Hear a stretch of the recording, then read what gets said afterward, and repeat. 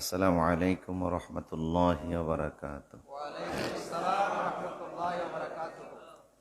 ইন্নাল হামদালিল্লাহি নাহমাদুহু ওয়া নাস্তাঈনুহু ওয়া নাস্তাগফিরুহু ওয়া নু'মিনু বিহি ওয়া নাতাওয়াক্কালু আলাইহি ওয়া না'উযু বিল্লাহি মিন শুরুরি আনফুসিনা ওয়া মিন sayyiati a'malina man yahdihillahu fala mudilla lahu wa man yudlil fala tajida lahu وليا مرشدا ونشهد أن لا إله إلا الله وحده لا شريك له ونشهد أن سيدنا إيماننا قدوتنا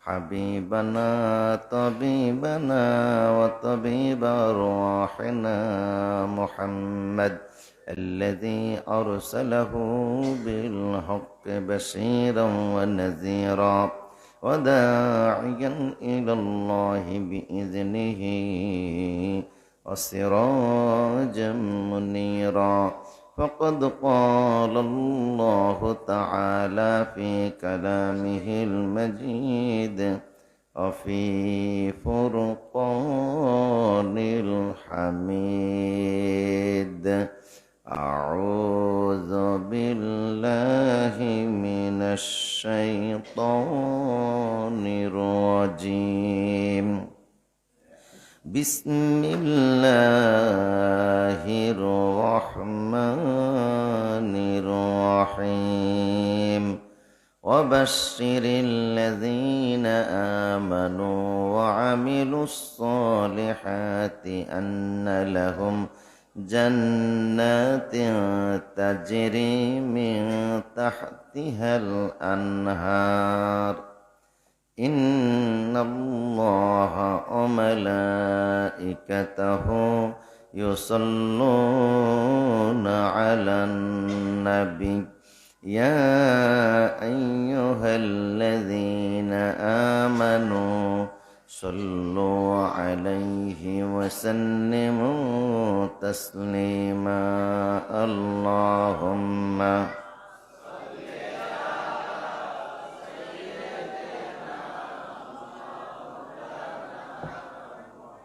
وعلى آل سيدنا ও মদিনার বুলবুলি কেমনে তোমায় রই ভুলি দিন কাটিয়া রাত কাটি তোর বেদনার ফুল তুলি ও মদিনার বুলবুলি আল্লাহুম্মা سيدنا مولانا محمد وعلى آل سيدنا لا إله إلا الله لا إله إلا الله কালেমা শাহাদাতে আছে আল্লাহর জ্যোতি জিনুকের ভিতর লুকিয়ে থাকে যেমন মতি কালেমা শাহাদাতে আছে আল্লাহর জ্যোতি জোরে লা ইলাহা ইল্লাল্লাহ। পোস্টার আছে না? পোস্টার আছে। লা ইলাহা ইল্লাল্লাহ লা ইলাহা ইল্লাল্লাহু মুহাম্মাদুর রাসূলুল্লাহ সাল্লাল্লাহু। বিসমিল্লাহির রহমানির রহিম। হায়দারগঞ্জ মোল্লাবাড়ি জামে মসজিদ কমিটির উদ্যোগে আয়োজিত দ্বিতীয় বার্ষিক তাফসির মাহফিল। আজকের মাহফিলের সম্মানিত সভাপতি মোল্লাবাড়ি জামে মসজিদের খতিব হযরত মাওলানা মুহাম্মদ আব্দুল আউয়াল মোল্লা সাহেব, আল্লাহ হুজুরের হায়াতে বারাকা দান করুন। আজকের প্রধান মেহমান আওলাদের রাসূল, আমাদের সকলের আত্মার আত্মীয় হযরতুল আল্লাম আলহাজ হযরত মাওলানা সৈয়দ মোহাম্মদ জাহেদ ইজ্জুদ্দিন তাহের জাবিরি আল মাদানী, সম্মানিত খতিব হায়দারগঞ্জ তাহেরিয়া রসিমউদ্দিন কেন্দ্রীয় ঈদগাহ ময়দান, আল্লাহ হুজুরের হায়াতে বারাকা দান করুন। আজকের প্রধান আলোচক হায়দরগঞ্জ তাহেরি আরিম কামিল মাদ্রাসার সহকারী অধ্যাপক হযরত মাওলানা মোহাম্মদ নাজমুস সাআদাত শাহিন সাহেব, সার্বিক সহযোগিতায় জনাব মোহাম্মদ আনোয়ার হোসেন হারুন, সভাপতি মোল্লাবাড়ি জামি মসজিদ, উপস্থিত ওলামায়ে কেরাম, সুধী মণ্ডলী, প্রিয় হায়দরগঞ্জবাসী, আল্লাহ পাকের শুকর গুজার হচ্ছে যিনি আজকের মাহফিল একত্রিত করেছেন। আমরা সকলেই পড়ছি আলহামদুলিল্লাহ।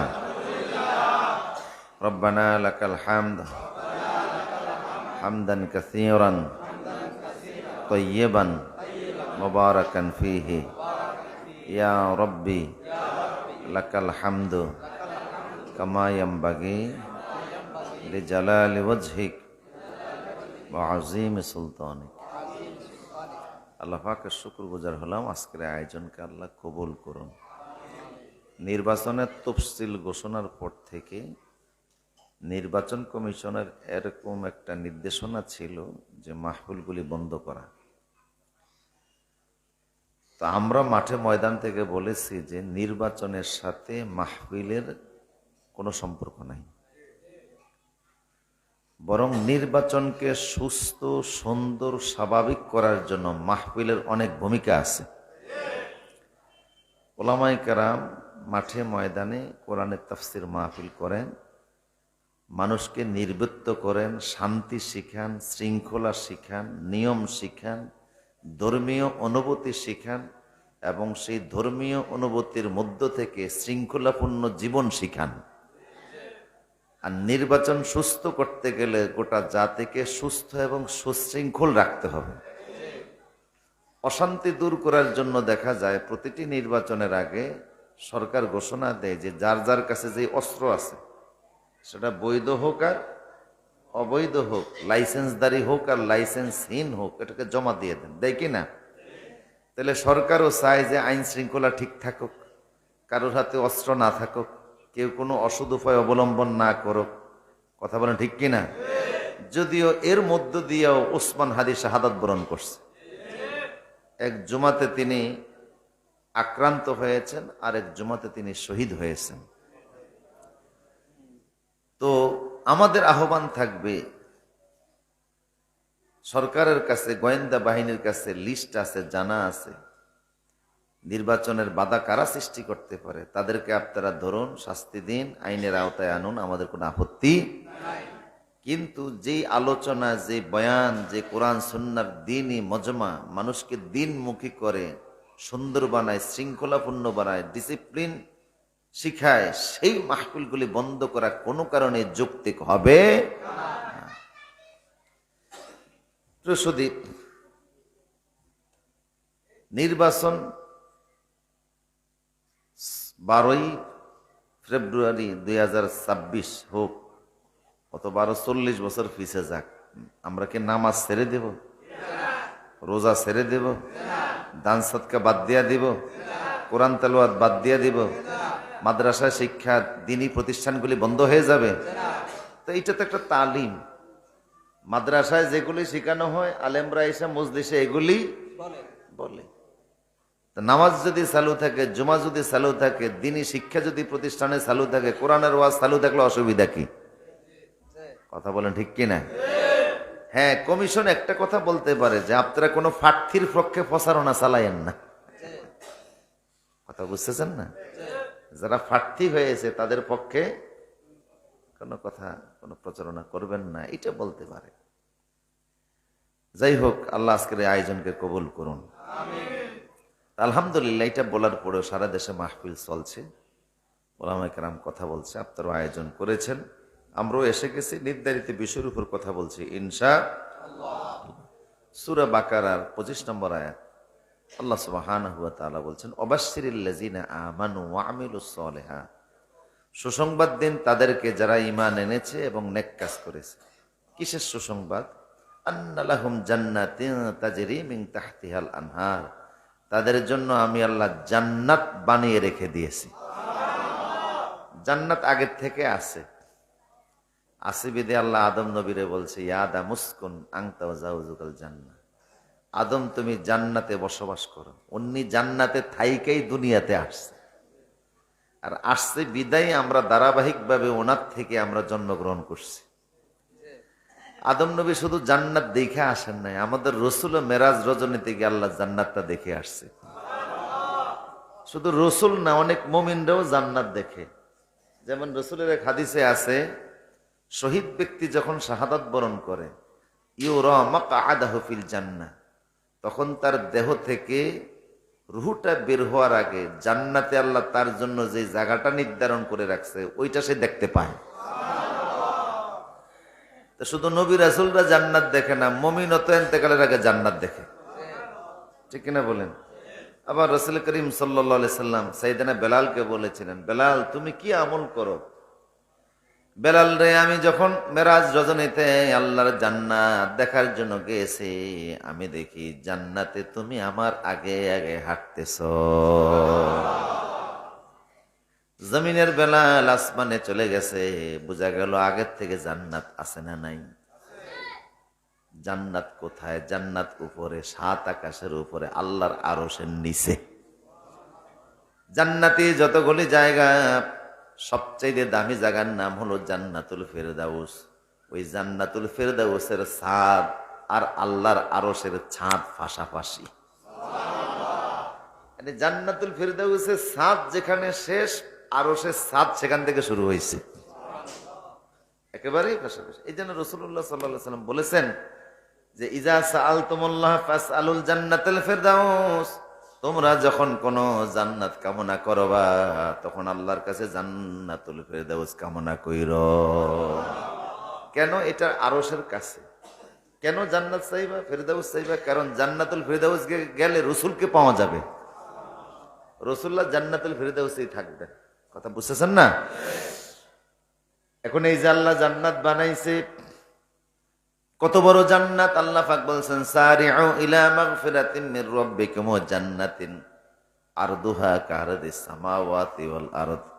তোমরা ওই জান্নাতের দিকে দৌড়াও যেই জান্নাতের প্রশস্ততা আসমান এবং জমিনের চাইতেও বেশি। জমিন থেকে আসমান কত দূর আমরা জানি না, বিজ্ঞানও জানে না। কথা বুঝেন না? এই উপরে কি আছে এই একটু টুকটাক বিবরণ দিছে। মিল্কি ওয়ে আছে, ব্ল্যাক হোল আছে, গ্যালাক্সি আছে, তারকা আছে, চন্দ্র আছে, সূর্য আছে, বিভিন্ন গ্রহ আছে। কথা বলেন না? আমরা এগুলি শুনি, সূর্যটারও দেখি, কিন্তু মোটামুটি 9,30,00,000 মাইল দূরে, কাছে না অনেক দূরে। আবার আমাদের পৃথিবী 13 লক্ষ, পৃথিবী এক জায়গায় করলে যা হবে সূর্যটা ওই পরিমাণ। এটা এত বড়। এই আমরা একটু দেখি, সকালে যখন উঠি ঘুম থেকে একটু দেখি, অস্ত যাওয়ার আগে আবার প্লেটের মতো দেখি, না মনে হয় যেন বাড়ির কাছে। হ্যাঁ, ছাদের উপরে উঠলে এটারে ধরা যাবে, আসলে কাছে না অনেক দূরে। ওগুলি অনেক উপরে। এই অনেক কথা। এই সব কিছুর উপরে হলো আল্লাহর আকাশ, 7 আকাশের উপরে হলো আল্লাহ পাকের বিভিন্ন ধরনের জগৎ, সিদরাতুল মুনতাহা থেকে এই সব কিছুর উপরে আল্লাহর আরশ। জান্নাতটা আল্লাহ আরশের নিচে বানিয়ে রেখে দিয়েছেন। এখন আপনারা বলতে পারেন, হুজুর জান্নাত কয়টা? আদম নবী থেকে কিয়ামত পর্যন্ত যত মানুষ আসবে সবার নামে একটা করে জান্নাত আল্লাহ বানিয়ে রেখে দিয়েছে। এখান থেকে বোঝা যায় আবু জেহেলের নামেও জান্নাতে বাড়ি আছে, ফেরাউনের নামেও জান্নাতের বাড়ি বরাদ্দ আছে, তসলিমা নাসরিনের নামেও আছে না নাই? হাদিরে যে খুন করছে হের নামেও আছে। কথা কয় না? বুঝেননি আপনারা কথা? ইসলামের দুশ্মন, কাফের, মুশরিক, বেদিন, দিনের শত্রু, মুসলমানদের শত্রু, সবার জন্য জান্নাতি বাড়ি আছে না নাই? কিন্তু সবাই জান্নাতি বাড়ির উপযুক্ত নয়। জান্নাতে যাইতে হলে টিকেটের দরকার, টিকেট লাগবে। জান্নাতে যাইতে গেলে চাবি লাগবে, জান্নাতে যেতে গেলে কিছু সার্টিফিকেট লাগবে, ঠিক কিনা? বাড়ি যতই থাকুক, যদি আপনি দলিল দেখাতে না পারেন বাড়ি ভোগ করা যাবে? আপনি দাবি করলেন এই বাড়িটা আমার, তখন আদালত বলবে তোমার দলিল দাও। ওয়ারিশি সূত্রে মালিক না কিনা খরিদ সূত্রে মালিক, দলিল দাও। RSCS BS কি আছে দেখবে না? এগুলি দাবি করলো কিন্তু দলিল নাই, এই বাড়ি পাওয়া যাবে না। জান্নাতে আমরা আল্লাহ সবার জন্য জান্নাত বানিয়ে রেখে দিয়েছেন। যদি আল্লাহ আবু জেহেলের নামে বাড়ি না বানাইতেন, আবু জেহেল বলতো আপনি তো, আমি যে নাফরমানি করবো এটা তো আপনি নিজেই করাইছেন, এই জন্য ওই যে জাহান্নামে আমার বাড়ি রাখছেন। এই কথা যেন আবু জাহেলরা বলতে না পারে। আল্লাহ বলবেন, আবু জাহেল রে, তোর নামেও জান্নাতি বাড়ি বরাদ্দ ছিল, তবে তোর আমল আখলাকের মাধ্যমে বাড়িটা নিতে পারিস না, এটা আমার কি? কথা বলেন ঠিক কিনা? আমার কোনো দোষ আছে?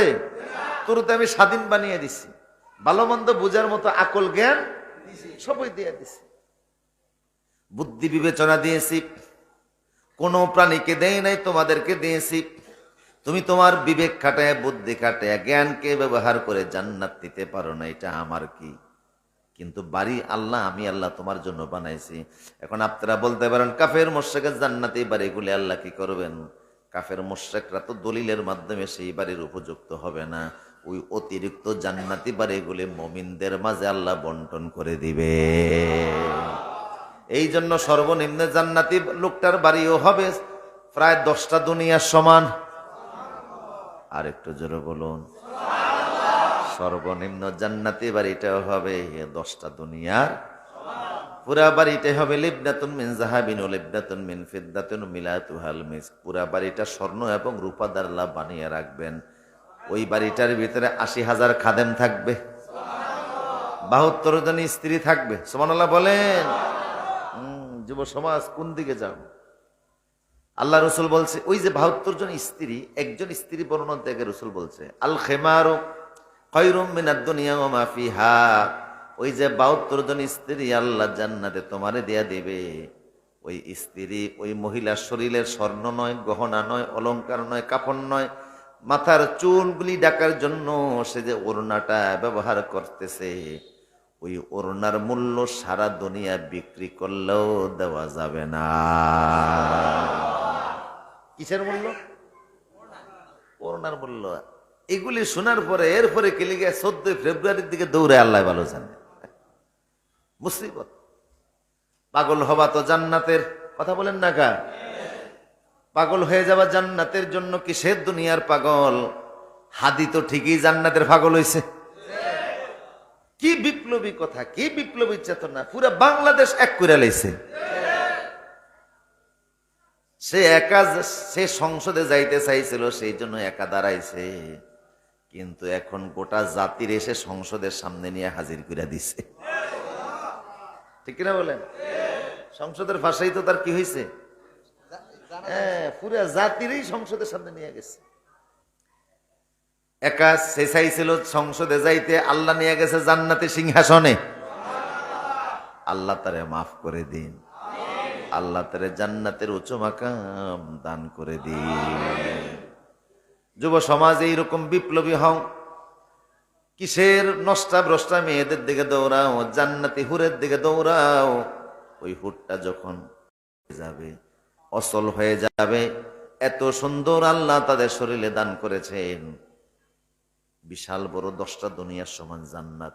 সর্বনিম্ন জান্নাত হবে 100 তালা বিশিষ্ট। তোমার জান্নাতি বাড়িটা লম্বা কতটুকু রসুল সেটা বলেন নাই, কোরআনও বলে নাই। প্রস্থ বলছে আসমান জমিন যতটুকু, জান্নাতি বাড়ি প্রস্থ ততটুকু। আচ্ছা বলেন, এই মসজিদের একটা দৈর্ঘ্য আছে, একটা প্রস্থ আছে না? তো রসুল্লাহ শুধু প্রস্থের কথা বলছে, দৈর্ঘ্যের কথা বলা নাই। তো প্রস্থ যদি হয় আসমান দেখে জমিন, তাইলে লম্বা আরো অনেক। আরেকজন দিনদার আলেম যে কোরআনের হাফেজ, কোরআনের মর্যাদা দিয়েছে, তার জান্নাতে বাড়ি হবে 6666 তালা বিশিষ্ট। আল্লাহ রসুল বলেছে, ইউসিরুর রাকিবু ফি জিল্লিহা মিয়াতু আমিন লাম ইয়াকতাউহা। একটা গোরা যদি জান্নাতের মধ্যে আল্লাহ তোমার জন্য যে গাছ বানিয়ে রেখেছে, ওই গাছের ছায়া অতিক্রম করার জন্য 100 বছর যদি একটা গোরা দৌড়ায়, তারপরেও সেটা শেষ করতে পারবে না। এবং জান্নাত আল্লাহ বানিয়ে রেখে দিয়েছে, যাওয়ার ইচ্ছা আছে না নাই? মালা আইনুন রাআত ওয়ালা উযুনুন সামিআত ওয়ালা খাতারা আলা কলবি বাশার। আপনার চোখ কল্পনা করে নাই, কান কোনোদিন শুনে নাই, চোখ কোনোদিন দেখে নাই। ভাইরে, এমন নিয়ামত আল্লাহ জান্নাতের মধ্যে রেখে দিয়েছেন। পেশাব নাই, পায়খানা নাই, ক্লান্তি নাই, শ্রান্তি নাই, কোনো ধরনের টেনশন নাই, রোগ নাই, বিমান নাই, কষ্ট নাই, নাকে কোনো ময়লা নাই, ঝগড়া নাই, বিবাদ নাই, জাগা জমিন নিয়ে ঠেলাঠেলি নাই, খাবারের কোনো সমস্যা নাই। যখন আপনার খাইতে মন চাইছে, রসুল বলে তখনই খাবার সামনে চলে আসবে। এক একটা জান্নাতি মানুষ দুনিয়ার 100 জনের মতো পেট হবে। 100 মানুষের পেট একত্রিত করলে যেই পরিমাণ জান্নাতি একটা লোকের পেট হবে সেই পরিমাণ। এক একটা মানুষ লম্বা হবে 60 হাত। সুবহানাল্লাহ বলবেন না? কত হাত? খুশি নি? খুশি নি? বুড়েরা খুশি নি? 60 হাত লম্বা হবেন, আলহামদুলিল্লাহ। বয়স হবে 33 বছর বয়স। এর নিচেও না, বাড়বেও না। আর কোনদিন জান্নাতের ভিতরে গেলে বয়স আর বাড়বে না, বয়স আর কমবেও না। ওই যে 33 বছর বয়সে আপনি প্রবেশ করেছেন, আর যৌবন নষ্ট হবে না, বার্ধক্য আসবে না, ছোট হবেন না, বড় হবেন না। কারণ এখন যে দুনিয়াতে আমাদের সবচেয়ে বড় জ্বালা হলো মরণ, আমাদেরকে দৌড়ায়। কথা বলেন ঠিক কিনা? এই পৃথিবীতে সবচেয়ে বড় ভয় কিসের? মরণের। জান্নাতে মরণ নাই। মরণ নামক যে জিনিসটা আল্লাহ নিজে জবাই করে দিবেন, ভেড়ার আকারে একত্রিত করে আল্লাহ জবাই করে দিয়ে বলবেন সুম্মা লা ইয়ামুতু ফিহা ওয়া লা ইয়াহইয়া। এখন জাহান্নামে আর মরণ নাই, জান্নাতেও মরণ নাই। চিরস্থায়ীভাবে জান্নাতে থাকো, খালিদিনা ফিহা, স্থায়ীভাবে জান্নাতে থাকো, কোনো টেনশন নাই। 33 বছর বয়স, 100 জন পুরুষের শক্তি শরীরে, খাবার খাইতেছেন, টয়লেট নাই, পেশাবে নাই, ঢেকুর দিবেন, শরীর থেকে একটা ঘাম বের হবে, মেশক আম্বরের মতো গ্রান, দুর্গন্ধযুক্ত ঘাম না। অনেক সময় দেখা যায় মানুষের ঘামের দুর্গন্ধে পাশেও যাওয়া যায় না। কথা কোন না? ওইখানে খাবার আপনি খাবেন, ঘাম বের হবে মেশক আম্বরের মতো, সাথে সাথে পেটটা খালি হয়ে যাবে, আবার খাইতে মন চাবে। ওয়ালাকুম ফিহা মা তাশতাহি আনফুসুকুম ওয়ালাকুম ফিহা মা তাদউন নুজুলাম মিন গফুরির রহিম। খাইতে মন চাইছে, আকাশে পাখি উড়ে যায়, পাখির গোশত খাইতে মন চাইছে, এটার আবার জবাই করে কে? অটো জবাই হইয়া, রান্না হইয়া, বুনা হইয়া আপনার মুখের সামনে চলে আসবে। এটারে হাত দিয়া ধরে কে? ধরা লাগবে না, নিজে নিজে ডুববে। এটারে আবার সাবাইকে দাঁত ব্যবহার করে সাবানো লাগবে না, অটোমেটিক ভিতরে ঢুকে যাবে। স্বাদ পাইবেন মিনিমাম 70 প্রকার। দুনিয়াতে যত খাবার খান স্বাদ পান 6 প্রকার: টক, ঝাল, মিষ্টি, ন্যানো, তেতো, পানসা। টক, ঝাল, মিষ্টি, ন্যানো, তেতো, পানসা, এই 6-এর বাইরে দুনিয়াতে কোনো স্বাদ নাই। যত খাবার খান, আলু ভর্তা খান, শুটকি মাছের ভর্তা খান, টাকি মাছের ভর্তা খান, চিংড়ি মাছের ভর্তা খান, কই মাছের ভর্তা খান, খাননি? যত প্রকারের খাবার খান, মাছ খান, মুরগি খান, খাসি খান, স্বাদ কয় প্রকার?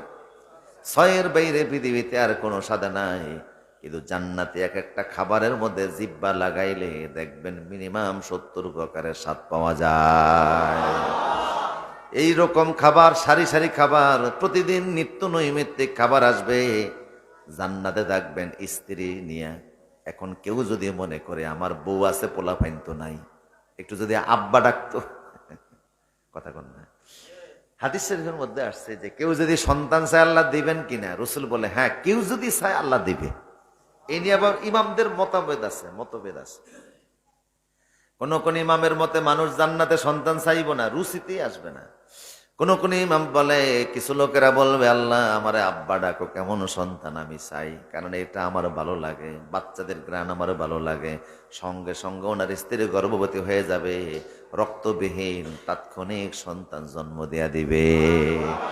এটা লালন পালনের কোনো ঝামেলা নেই। ডায়াফার কিনা লাগতো না, আবার ডাইভার কিনা লাগে না, পেশাব পায়খানা সাফ করা লাগে, কোনো ঝামেলা নাই। অটো হবে, অটো বড় হবে। এক সাহাবী বলে, নবী গো, জান্নাতের মধ্যে কি ওট যদি চাই আমি ওট কি পাবো নাকি?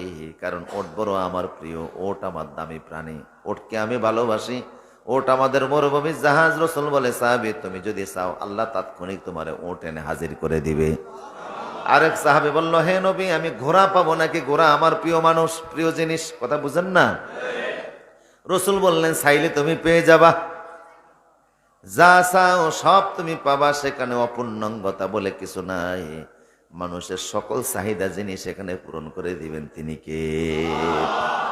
আমার প্রিয় সুদীপ, জান্নাতি প্রত্যেকটা বাড়ির নিচে দিয়া পানির নহর আছে, খাল আছে, বিল আছে, সাগর আছে। চমৎকার, পৃথিবীতে এমন কোন বাড়ি নেই যে বাড়ির পাশ নিচে দিয়া সাগর আছে।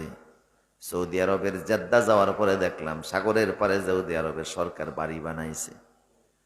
সাগরের পারে আবার ভয়ও আছে। 2013 সালে হজ যখন চলছে, আমরা তখন আরাফার মাঠে, মিনার মাঠে এমন বন্যা শুরু হয়েছে, 1000-5 মানুষ শুধু জেদ্দার রাস্তার ভিতরে মারা গেছে। বাড়িটারে যতই থাকুক বন্যার পানির ধাক্কা দিয়া বাড়ি ধ্বংস করতে পারে, এমন আশঙ্কাও আছে না নাই?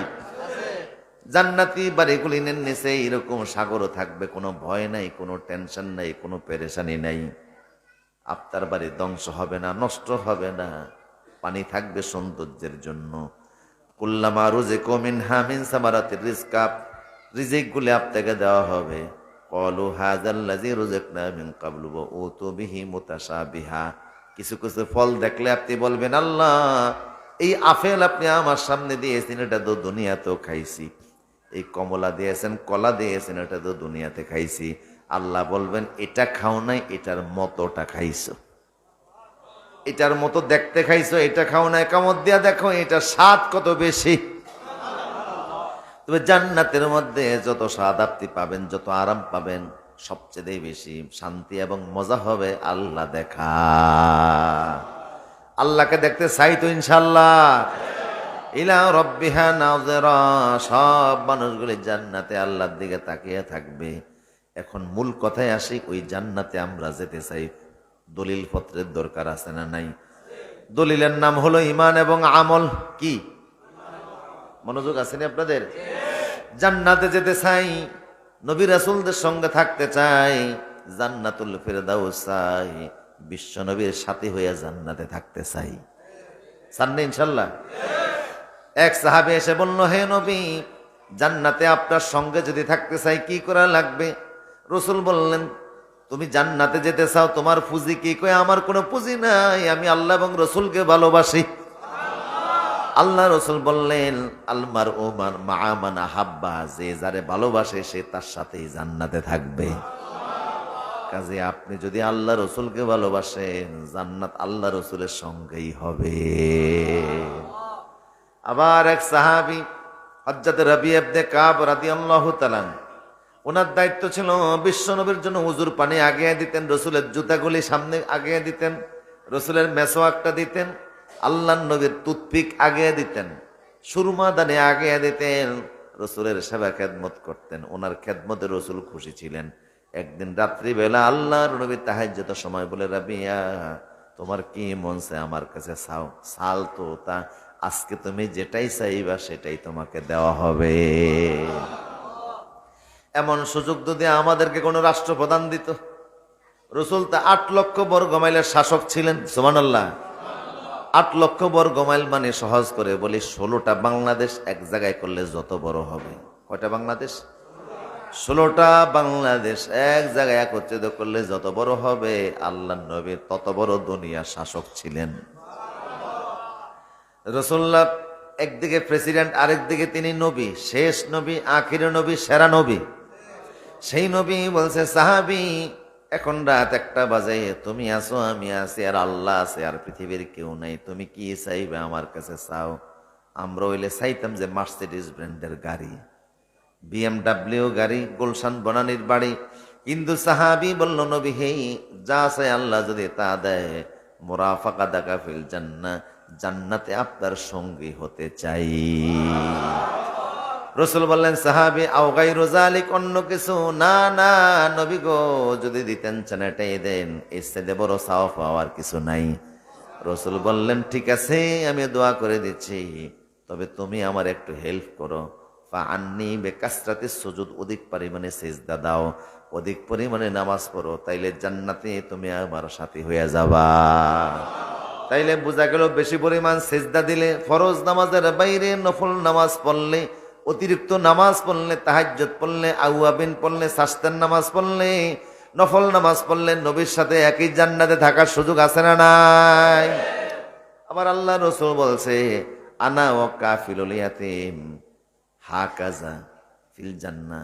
রাসূল 2 আঙ্গুলকে একত্রিত করে বুঝাইছে, দেখো, 2টা এতিমের দায়িত্ব যারা পালন করবে, এতিমের লালন পালন যারা করবে, এতিমকে যারা দেখে শুনে রাখবে, এতিমের মাথায় যারা হাত বলিয়া দিবে, এতিমের মনে কষ্ট দিবে না, এতিমের মনে ব্যথা দিবে না, এতিমের সম্পদ মেরে খাবে না, এতিমের জন্য বাধা হয়ে দাঁড়াবে না, ওই এতিমের লালন পালনকারী আর আমি মুহাম্মদ জান্নাতে পাশাপাশি থাকবো। আবার আল্লাহ রসুল বলছে, যার দুইটা কন্যা আছে অথবা দুইটা বোন আছে, ওই দুই কন্যাকে অথবা দুই বোনকে যে উত্তমভাবে লালন পালন করে, ভালোবাসা দিয়ে বড় করে, শিষ্টাচার শিক্ষা দিয়ে, দায়িত্ববান হিসাবে দায়িত্ব পালন করে যদি কোনো পাত্রের কাছে পাত্রস্থ করতে পারে, বিয়ে শাদী দিতে পারে, বিয়ের পরে যদি মেয়েটা বলে বাবা আমি ভালোবাসি, বোনটা যদি বলে ভাই আমি ভালো আছি, তাইলে ওই দুই কন্যার বাবা অথবা দুই বোনের ভাই আর আমি মুহাম্মদ জান্নাতে পাশাপাশি থাকবো। আমার প্রিয় সুদীপ, তাহলে রসুলের সঙ্গে জান্নাতে থাকতে রাজি আছেন ইনশাল্লাহ?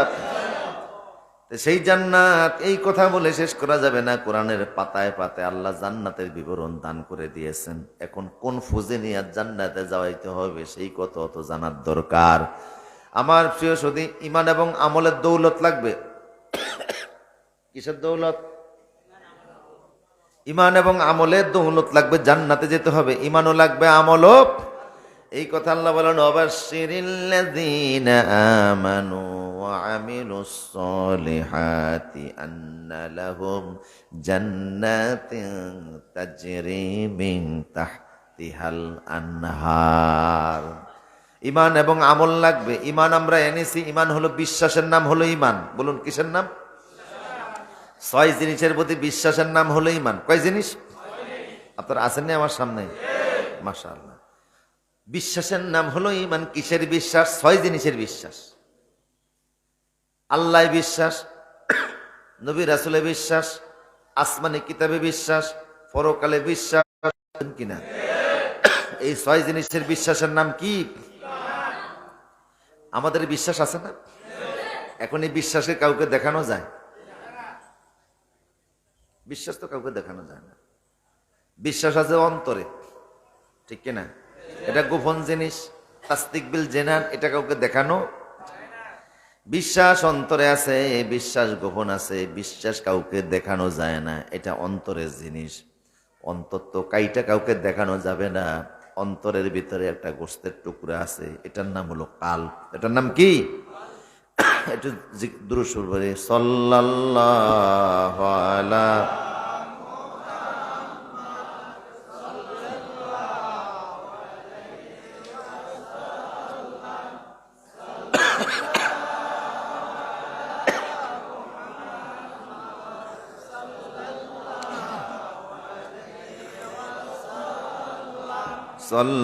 সাল্লাল্লাহু আলা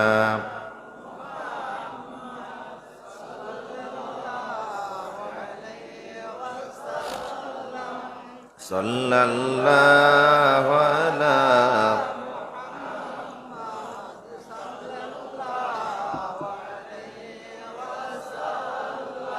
জোরে বলি মারহাবা, জোরে বলুন আমিন।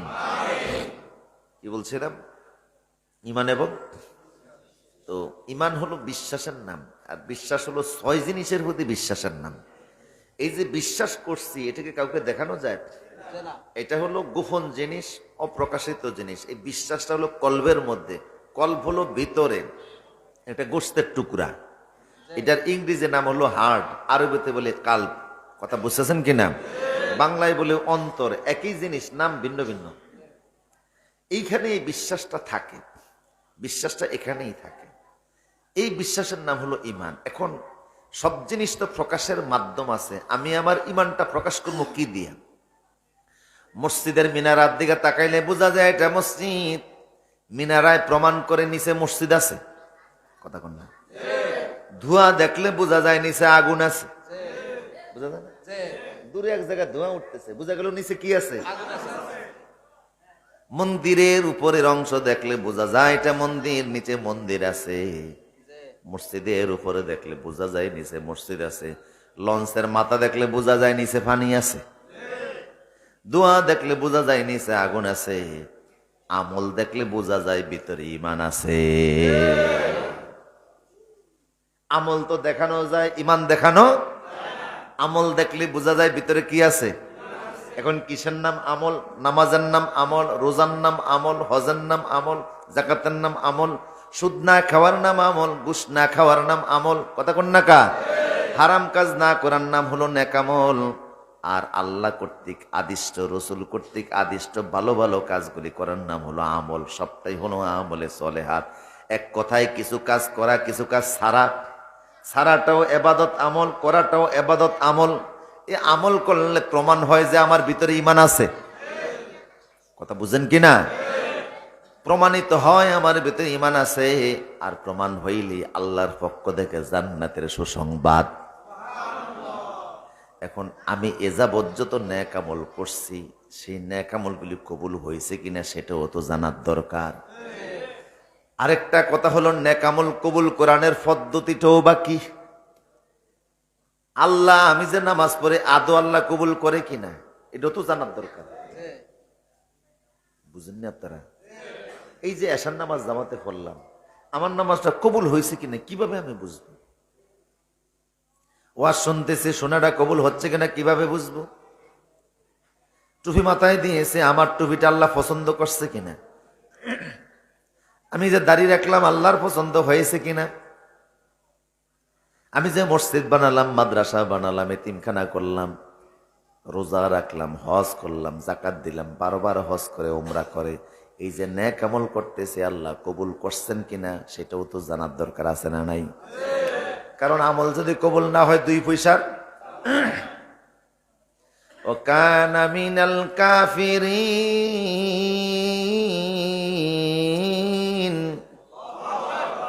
কোরআনের এই ছোট্ট একটা আয়াতের ব্যাখ্যায় তাফসিরে জালালাইনের মধ্যে এসেছে, ইমাম সুয়ুতী নকল করেছেন। শয়তান 1,86,000 বছর ইবাদত করেছে। 1,86,000 বছর ইবাদত, তার মানে মসজিদে সহকারে গোটা হায়দারগঞ্জবাসীর সারা জিন্দিগির এমন আমল একত্রিত করলেও তো শয়তানের জিন্দিগির আমলের সমান হবে না।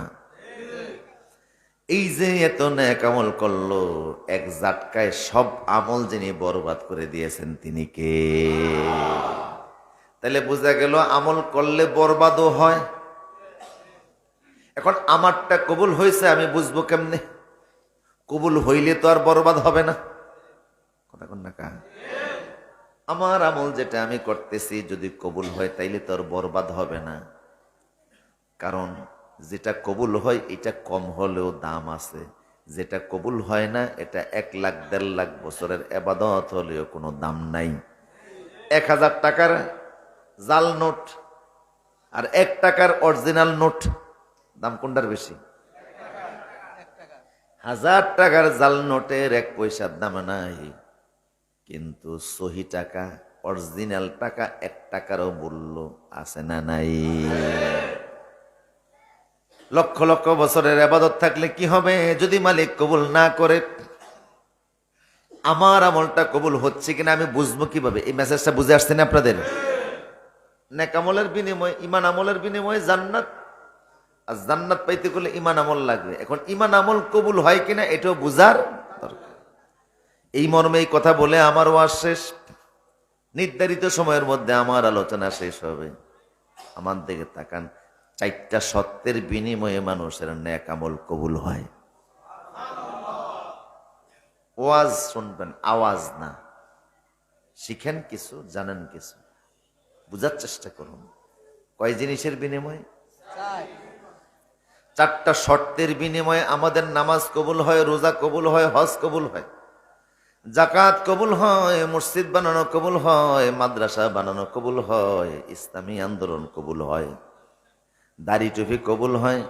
যত এবল আছে আল্লাহর কাছে আমলকে কবুল করানোর পদ্ধতি হলো 4টা। 4টা সত্য পালন করলে যেই কোনো নেক আমল আল্লাহর দরবারে কবুল হয়ে যায়। কয়টা? 1 নাম্বার শর্ত বলার আগে একটা কোরআন থেকে গল্প বলি।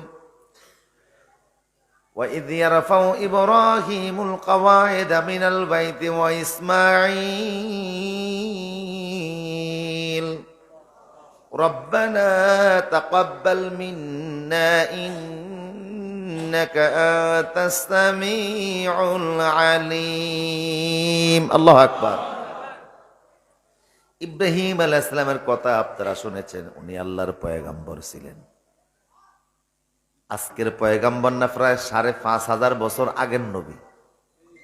ওনার ব্যক্তিত্ব নিয়ে বলে বুঝাবার মতো আমার কোনো ক্ষমতা নাই। আমি এতটা যোগ্য নই যে ইব্রাহিম নবীর ব্যক্তিত্ব নিয়ে আপনারে বুঝাইতে পারি। ইব্রাহিম নবীর শান আমি বুঝাইতে পারি, এতটা সক্ষমতা আমার নাই। তবে আমি ওনার ব্যাপারে দুটি কথা আপনাদেরকে বলি। ওনার একটা ব্যক্তিত্ব হলো, আল্লাহ বলছেন ওয়াত্তাখাযাল্লাহু ইব্রাহিমা খলীলা। শোনো বিশ্ববাসী, ইব্রাহিমকে আমি আল্লাহ আমার বন্ধু বানিয়ে নিয়েছি। উনি আমার খলীল, উনি আমার বন্ধু। এই হলো ওনার একটা ব্যক্তিত্ব। আরেকটা ব্যক্তিত্ব হলো, উনি যদি আমাদের নবী না, আমরা নবী হিসেবে বিশ্বাস করি, কিন্তু আমরা তো ওনার উম্মত না, আমরা হলাম শেষ নবীর। এরপর আল্লাহ বললেন, তোমরা যদিও মুহাম্মদ সাল্লাল্লাহু আলাইহি ওয়াসাল্লামের উম্মত, তারপরেও তোমাদের প্রতি নির্দেশ, কিয়ামত পর্যন্ত তোমরা যত নামাজ আদায় করবা, তোমাদের নামাজের ভিতরে শেষ বৈঠকে তোমরা যেমন তোমাদের নবীর প্রতি এবং তার পরিবারের সদস্যদের প্রতি দুরুদ এবং সালাম পাঠ করো, কিয়ামত পর্যন্ত তোমাদের নামাজে ইব্রাহিম এবং তার পরিবারের প্রতি দুরুদ এবং সালাম পেশ করবা। এই বিধান আছে না? তাহলে ইব্রাহিম নবী আমাদের নামাজে আছে না নাই? পড়েন, আল্লাহুম্মা সাল্লি আলা মুহাম্মদ ওয়া আলা আলি মুহাম্মদ কামা সাল্লাইতা আলা ইব্রাহিম ওয়া আলা আলি ইব্রাহিম ইন্নাকা হামিদুম মাজিদ। আল্লাহুম্মা বারিক আলা মুহাম্মদ ওয়া আলা আলি মুহাম্মদ কামা বারাকতা আলা ইব্রাহিম ওয়া আলা আলি ইব্রাহিম ইন্নাকা হামিদুম মাজিদ। আল্লাহু আকবার। ওনার দুইটা ব্যক্তিত্ব বললাম। এক, ওনার প্রতি কিয়ামত পর্যন্ত আমাদের মাধ্যমে দুরুদ এবং সালাম পেশের ব্যবস্থা আল্লাহ করছে। দুই, শুধু আমরা না, সারা দুনিয়ার মানুষ। তাহলে ওনার ব্যক্তিত্বটা কত বড়। সে ইব্রাহিম আলাইহিস সালামকে দিয়ে আল্লাহ অনেকগুলি কাজ করাইছে। একটা কাজ হলো, ওনার দিয়ে আল্লাহ কাবা নির্মাণ করাইছে। কাবার শান কত বড়, যেই ঘরটা তিনি বানাইছেন সেই ঘরের দাম কত, মর্যাদা কত, তা আমি বলে বোঝাতে পারবো না। তবে এতটুকু আপনাদেরকে বলি, কাবার চারপাশের যে এরিয়াটা দেখছেন আপনারা, এটাকে বলে হারাম শরীফ। কি বলে? চারপাশের এরিয়া, এটার নাম হলো হারাম শরীফ। 3 তলা বিল্ডিং দেখছেন না? সৌদি সরকার এটার আরো বাড়াইতে আছে। এই হারাম শরীফের মর্যাদাটাই শুনুন, কাবার মর্যাদার কি শুনবেন? কাবার কারণে ওই জায়গার সম্মান বাড়ছে, যেমন আওলাদ রাসূলদের কারণে হাদের গজের দাম বাড়ছে, শাহজালাল ইয়ামানের কারণে সিলেটের দাম বাড়ছে, শাহ মাকদুম রূপসের কারণে রাজশাহীর দাম বাড়ছে, খান জাহালি রহমাতুল্লাহের কারণে খুলনার দাম বাড়ছে।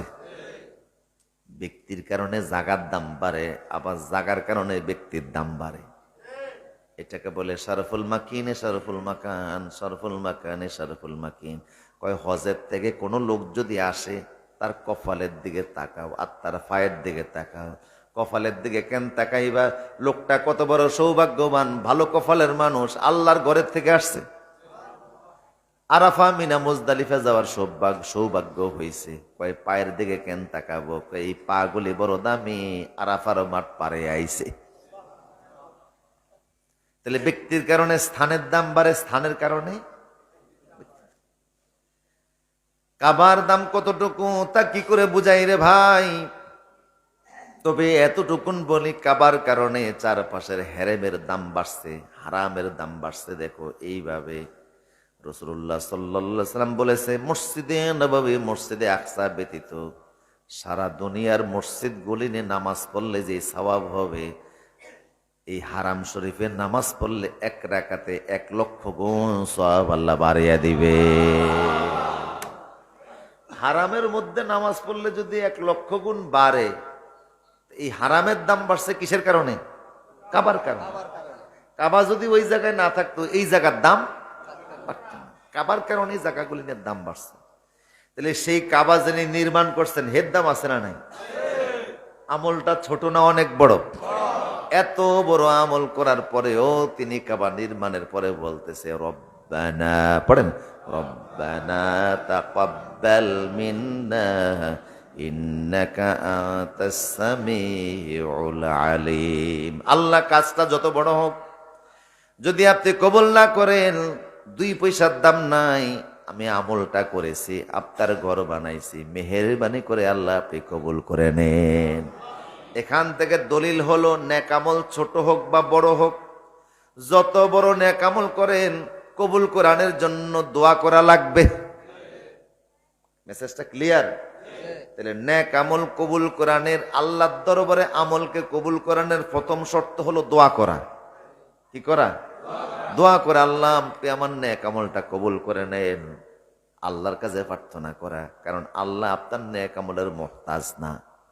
আমলটা আল্লাহর সামনে হাজির করে বলবেন আল্লাহ আপনি কবুল করেন। কথা বুঝেন কিনা? এই হলো প্রথম শর্ত। 2 নম্বর শর্ত বলার আগে কোরআন থেকে একটু ঘুরে আসা লাগবে। 2 নম্বর শর্ত হচ্ছে গুনাহ ছেড়ে দেওয়া। গুনাহ করে, আমল করে, গুনাহ করে, নামাজ পড়ে, রোজাও রাখে, এই নেক আমলের কোনো দাম নেই। দলিল কোরআন। واتل عليهم نبأ ابني آدم بالحق إذ قرب قربانا فتقبل من أحدهما ولم يتقبل من الآخر। আদম আলাইহিস সালামের ব্যাপারে আল্লাহ বলছেন, পৃথিবীর প্রথম মানুষ দুনিয়াতে আসছেন জান্নাত থেকে, 1000 বছর হায়াত পাইছেন। আর একটু জোরে বলুন। আল্লাহ ওনাকে অনেক সন্তান দিয়েছে, অনেক ছেলে দিয়েছে, অনেক মেয়ে দিয়েছে। ছেলের সংখ্যা মেয়ের সংখ্যা নিয়ে অনেক ইখতিলাফ আছে। এতটুকুন বলি ছেলে মেয়ের সংখ্যা অনেক ছিল। কথা বুঝেন না? ওনার প্রথম দিকে 2টা ছেলে, একটা নাম ছিল হাবিল আর একটার নাম কাবিল। এটা ছিল দুষ্ট, হত্যাকারী, কাতেল। মনে রাখার সিস্টেম হলো কা কা কা বলি না, কাতেল থেকে কাবিল, কাতেল থেকে কাবিল মানে সে হত্যাকারী, আর হাবিল মানে ভালো। এখন 2 ভাই নিয়ে বোনের বিয়ে নিয়ে ঝগড়া লাগছে, জানেন না আপনারা? 2 জন একজনকে বিয়ে করতে চায়। হাবিল বারবার বলতেছে কাবিল রে, যেই বোনরে তুই বিয়ে করতে চাস, আল্লাহর আইনে তুই তারে বিয়ে করার সুযোগ নাই। কাবিল বলল আল্লাহর এই সিস্টেম আমি মানি না। আল্লাহ সিস্টেম যদি না মানে দিনদার হয় না, গুনাহগার হয়। আর গুনাহগারের আমল আল্লাহর দরবারে কবুল হয় না। তাই দেখেন, সে যখন বলল আল্লাহর সিস্টেম আমি মানি না, এরপরে যে আমলটা করছে সেটা আর কবুল হয় নাই।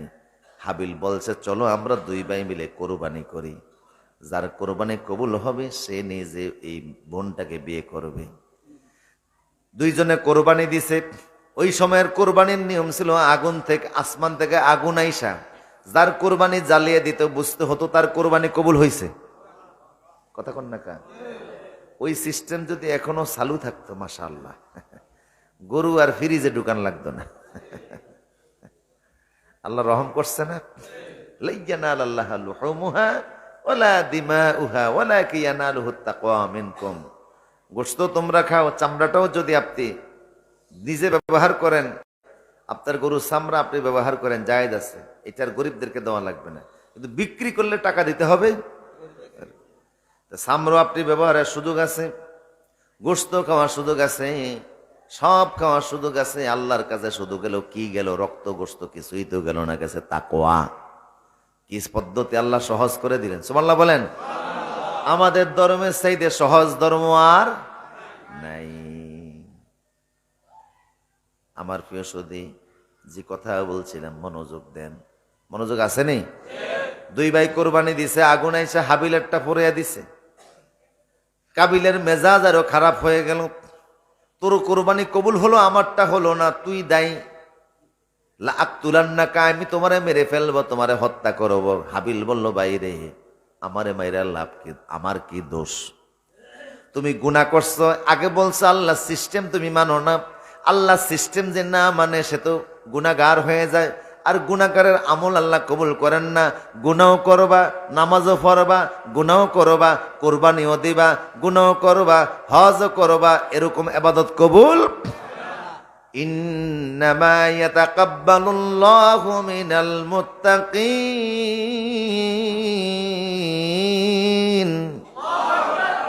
আল্লাহ মুত্তাকিদের মানে যারা গুনাহমুক্ত আমল করে তাদের আমল আল্লাহ কবুল করেন। হজ কইরা আসছে, আইসা সুদ খায়, উনি আল্লাহর সুদখোর। কথা কথা। হজ করে আইসা ঘুষ খায়, উনি আল্লাহর ঘুষখোর। আছে না এরকম? কি ঘুষখোর? আল্লাহ। আমার প্রিয় সুদী, গুনাহ করে অপরাধ করে, আবার নেক আমল কবুলের জন্য চেষ্টাও করে, একই সাথে দুই কাজ চলে না ভাই। দুধের পাত্রে, তেঁতুলের পাত্রে দুধ ভালো থাকে না? কথা কন না। তেঁতুলের পাত্রের মধ্যে দুধ দিয়া দেখবেন দই তো হবেই না, আরো নষ্ট হবে। দুধ অনেক ভালো জিনিস, কিন্তু এটারে ঠিক রাখতে হলে পাত্রটা ভালো রাখা লাগবে। বগলের নিচে সুটকি নিয়ে সেন্ট যতই দেন, এই সেন্টের গ্রান ছুটবে না। বগলের নিচে কিসের ফোটলা? সুটকির ফোটলা নিয়ে মসজিদে আসছে। ইমাম সাহেবের কয়, মসজিদে এত গন্ধ কা? এ তো তুলা রাশি দিয়ে খুঁজতেছে যে গন্ধ বেরিতেছে করতে। নজর করে হ্যাঁ, বগলের নিচে সুটকির ফোটলা। পুরা মসজিদে যদি মেশকো আম্বর দ্বারা ভরে রাখে, শরীরের গন্ধ তো যাবে না। গুনাহ যারা করে শরীরটা দুর্গন্ধযুক্ত হয়ে যায়। এই দুর্গন্ধযুক্ত শরীরের নামাজ কবুল হয় না, রোজা কবুল হয় না, হজ কবুল হয় না, জাকাত কবুল হয় না। আমল কবুল করাইতে হলে গুনাহ ছাড়া লাগবে, গুনাহ ছাড়তেই হবে, গুনাহ থেকে দূরে সরা লাগবে। গুনাহ বড় কঠিন জিনিস, বড় খারাপ জিনিস। চাইলে মানুষ গুনাহ ছাড়তে পারে কিনা? জোরে কন্যা পারে, পারে। গুনাহ ছাইরা দিয়ে আমল কইরা দেখেন কত মজা লাগে। নিয়ত করেন আর গুনাহ করবই না, চেষ্টা করে দেখেন, আল্লাহ এত সহজ রাস্তা করে দিবেন, এত সহজ করে দিবেন, কোনো জায়গায় ঠেকবেন না, সব রাস্তা সহজ হয়ে যাবে। মানুষ যেভাবে চলতেছে আল্লাহ তারা এইভাবেই চালায়। কথা বুঝেন কিনা? এক হাদিস আছে, রাসূল বলছে, আনা ইনদা জন্নি আবদি ওয়ানা মাহু। বান্দা আমারে যেমন কল্পনা করে আমি তার সাথে সেরকম ব্যবহার করি। আপনি চইলে দেখেন, দেখবেন টিপটপ চলতে থাকবেন। আপনি বাইং মাছের মতো থাকতে পারেন। বাইং মাছ চিনছেন না আপনারা? খাননি? এটা খুব মজার মাছ। হ্যাঁ, বাইং মাছ কাদার মধ্যে থাকে, কিন্তু কাদা শরীরে লাগে না। কি সুন্দর পরিচ্ছন্ন শরীর, কাদার ভিতর থেকে উঠাইতেছে, দেখা যায় টকটকা শরীর, দেখতে বড় সুন্দর। আর বড় বড় বাইং মাছ খাইতেও মজা। আমার প্রিয় সুদীপ, চতুষ্পার্শ্বে যাই থাকুক, সমাজে যাই থাকুক, আপনি যখন নিয়ত করবেন আমি আর গুনাহ করব না, নামাজ ছাড়বো না, হারাম খাবো না, সুদ খাবো না, ঘুষ খাবো না, দেখবেন আল্লাহ আপনার জন্য এত সহজ, এত সহজ, এত সুন্দর রাস্তা বের করে দিয়েছে। কারোর দিকে নির্ভরশীল হওয়া লাগবে না। আপনার ছোট্ট ফ্যাটটা ভরে দেওয়ার জন্য আল্লাহর অনেক আয়োজন আছে না নাই? সুন্দরবনে গিয়া দেখেন, এক একটা হরিণ, এক একটা বাঘ 50-60 কেজি গোস্ত ডেলি খায়। কি খায়? সে তো আর গাছ চাবিয়া খায় না। হ্যাঁ, বাঘে কি সুন্দরবনের গাছ খায়? প্রাণী তো খায়। এক একটা হরিণের গোস্ত যদি কেজি হয় 2000 টাকা কেজি, 2000 টাকা যদি কেজি হয়, তাইলে মিনিমাম 1.5 থেকে 2 লক্ষ টাকার খাবার একটা বাঘে খায়। কথা কোন না? তো বাঘ কি আশরাফুল মাখলুকাত? না, আমি আশরাফুল মাখলুকাত। তো বাঘেরে যদি আল্লাহ 1000 টাকা, 2000, 3000 টাকার দামের পাইকারি হারে হরিণের গোস্ত খাওয়াইতে পারেন, আমার ছোট্ট ফ্যাটটাকে আল্লাহ, 4 ইঞ্চি ফ্যাটটাকে আল্লাহ বড়ারের ব্যবস্থা রাখেন নাই? আছে, আছে। আপনি একটু কল্পনা করেন আল্লাহরে, জাল্লাহ হালাল পথে আমারে চালান, দেখবেন অভাব নেই। কল্পনা করে দেখবেন আপনার সবার জমিনে ফসল হবে একবার, আপনার জমিনে ফসল হবে 2 বার। আল্লাহু আকবার বলেন। পুকুরে হাত না দিতে দেখবেন মাছ উঠে আসতেছে, নদীতে জাল মারার আগেই দেখবেন মাছ আপনার সামনে এসে দাঁড়িয়ে রয়েছে। ব্যবসায় হাত দিবেন, দেখবেন বরকতে ভরে গেছে। আমার প্রিয় সুধী, হালালের একটা তাসির আছে, হালালের একটা বরকত আছে, হালালের একটা গ্রাণ আছে, আছে না? হালাল খান, হালাল করেন, দেখবেন গ্রাণে ভরে গেছে। হালাল খাবারে বরকত বাড়তেছে। হারাম যত বেশি হোক বরকত নাই, অসুস্থ হবেন। যাই হোক আমার ভাইরা, তাইলে সহজ কথা বললাম, আমল কবুল করাইতে গেলে কি ছাড়া লাগবে? জোরে বলুন, কি ছাড়া লাগবে? তাহলে 1 নম্বর বললাম, আমল করলেই হবে না, কবুলের দোয়া করা লাগবে। 2, আমল করব, গুনাহ করব, হবে না, গুনাহ ছেড়ে দেওয়া লাগবে। মনোযোগ আছে? 3 নম্বর শর্ত, লাকাদ কানা লাকুম ফি রাসূলিল্লাহি উসওয়াতুন হাসানাহ। আল্লাহু আকবার। লিমান কানা ইয়ারজুল্লাহা ওয়াল ইয়াউমাল আখির। যে ব্যক্তি আমল করতে চায়, আমল করলেই হবে না, নামাজ পড়লেই হবে না, রোজা রাখলেই হবে না, আমার নবীর মাপ মতো হওয়া লাগবে। এই যে আমার গায়ে একটা জুব্বা, টেইলার মাস্টারকে যখন বলছে আমার একটা জুব্বা বানিয়ে দাও, আমি তো ওরে পাঞ্জাবের কাপড় দিছি, সে তো আমারে বানিয়ে দিছে। আন্দাজে বানাইছে না, একটা মাপ নিছে। মাপ কি এক জায়গায় নিছে না জায়গায় জায়গায় নিছে? এই হাতের মাপটাও 3-4 জায়গায় নিছে। এই জায়গার মাপ নিছে, এইখানের মাপ নিছে, এই জায়গার মাপ নিছে, গলার মাপ নিছে, পেটের মাপ নিছে। পাঞ্জাবি ডেলিভারি দেওয়ার পরে যদি পাঞ্জাবি গায়ে দিয়ে দেখেন ফ্যাটটা বাইরে রয়েছে, বুতাম আটকায় না, এমন পাঞ্জাবি নিবেন নি আপনি। বেটা মাপ নিলি কি আর ডেলিভারি দিলি কি? হাত একটা ঢুকে আর একটা ঢুকে না, এমন পাঞ্জাবি আপনি নিবেন না, এমন শার্ট আপনি নিবেন না, এমন গেঞ্জি আপনি নিবেন না, এমন কাপড় আপনি নিবেন না। তাইলে মাপ মতো না হলে, যদি একটা পাঞ্জাবি ব্যবহারের উপযোগী না হয়, আপনি যতই ইবাদত করেন, মাপ মতো না হলে আল্লাহ ইবাদত রিসিভ করবেন না। এখন আমরা বলি আল্লাহ আমাদের আমল হবে কার মাপ মতো? আল্লাহ বলেন আমার নবী পাঠাইলাম, নবীর মাপ মতো তোমার ইবাদত হওয়া লাগবে। সল্লু কামা রাআইতুমুনি উসাল্লি, রাসূল যেভাবে নামাজ পড়ছে তোমার নামাজ ওইভাবে হওয়া লাগবে। কথা কোন না কা? আন্তাজে নামাজ পড়লে নামাজ হবে না, রোজা রাখলে রোজা হবে না, রাজনীতি করলে রাজনীতি হবে না, ব্যবসা করলে ব্যবসা হবে না, দেশ চালাইলে দেশ চলবে না। চলবে ঠিক, কিন্তু আল্লাহ এটা রিসিভ করবেন না। আল্লাহর কাছে কবুল করাইতে গেলে সব নবীর মাপ মতো হওয়া। এই কথা আল্লাহ অন্য জায়গায় বলেন, কুল ইন কুনতুম তুহিব্বুনাল্লাহ ফাত্তাবিউনি ইউহিব্বুকুমুল্লাহ ওয়া ইয়াগফির লাকুম যুনুবাকুম আল্লাহু গফুরুর রহিম। একই কথা আবার বলেন, আতিউল্লাহ ওয়া আতিউর রাসূল, ইবাদত করে আমার নবীর মাপ মতো।